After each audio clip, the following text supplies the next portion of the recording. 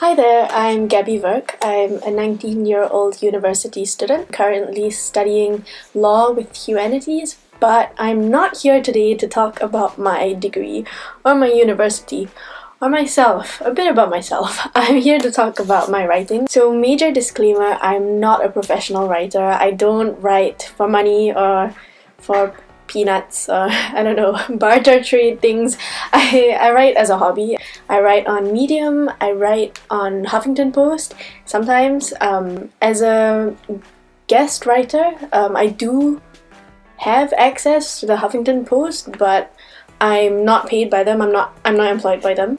So I'm not here to give you career advice or tell you how to make money from your writing. I am, however, here to talk a little bit about my experience as a relatively young writer and how I guess I gained the confidence to put my stuff online and what sort of challenges I've had to go through as a result of putting my stuff online, and hopefully this is interesting for you. Yeah, my writing is really just a hobby. So I guess the logical place to start would be the start. I don't know, which way do I point?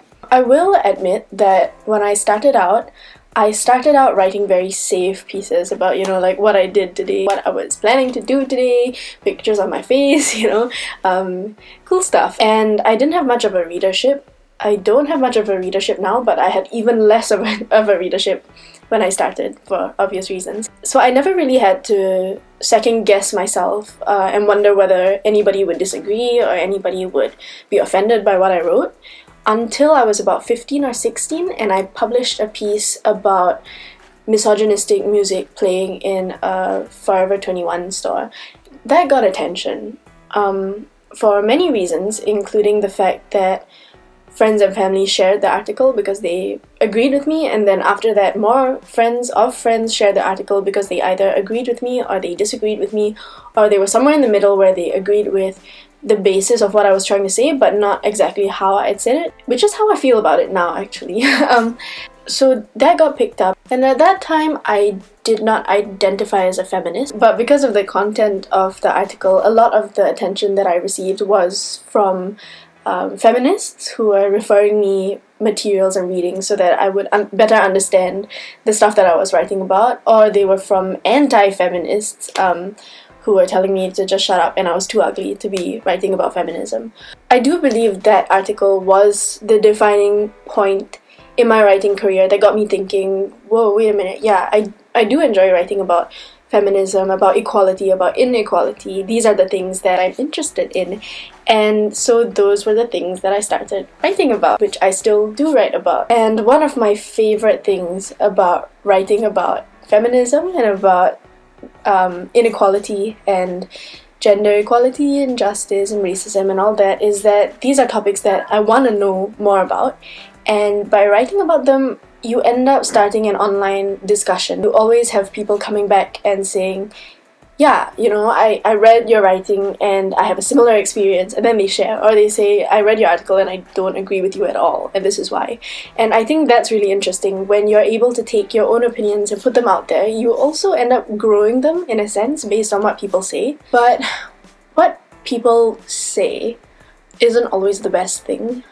I learned that the hard way with the first article I wrote, where some people just, I guess, didn't agree with me or didn't even read the article but just didn't like my face or didn't like my attitude or the way I conveyed my ideas, and a lot of them decided to take it out on me quite personally. They, rifled through my Instagram and my old YouTube channel, and they were pulling out screenshots and posting them online with comments like, oh, she looks like a man, she's too ugly to be writing about feminism, or the only reason she's upset about these misogynistic lyrics is because she can't get any.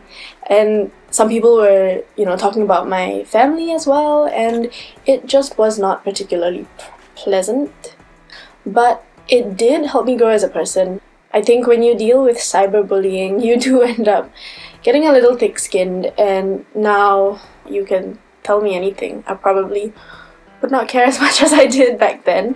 At the time, I was sad, I was disappointed, but I have learned to deal with the fact that hate and personal attacks and internet trolls are all part of being present online.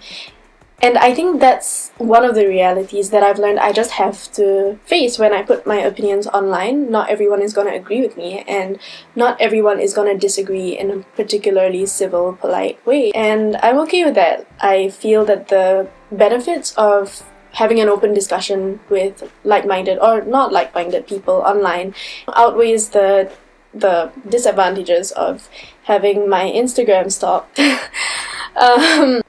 So I think the big thing that I'm trying to get at with this video is not to tell you about me, although I have. My main goal is just to share with you a little bit about why, if you're thinking about writing or you're thinking about putting your stuff online, why that might be a good idea or it might be not a good idea depending on you. But always know that there is a community out there who's gonna support you, who's gonna walk you through things and talk you through things if it gets tough. We will be here to support you. And I do want to encourage you, if you're thinking about writing or starting to write, it would be so good to have more young people, old people, people of different races and genders and everything, writing about things. And I can't wait to read what you've written. If you do write, let me know, because I love reading other people's writing. Thank you so much to the people at Give Us the Floor. Thank you to you for watching this video, and I hope you have a fantastic day or night. I'm not really sure what time it is when you're watching this. That's the problem with the internet, right? You can't be like, good morning, when it's not even morning.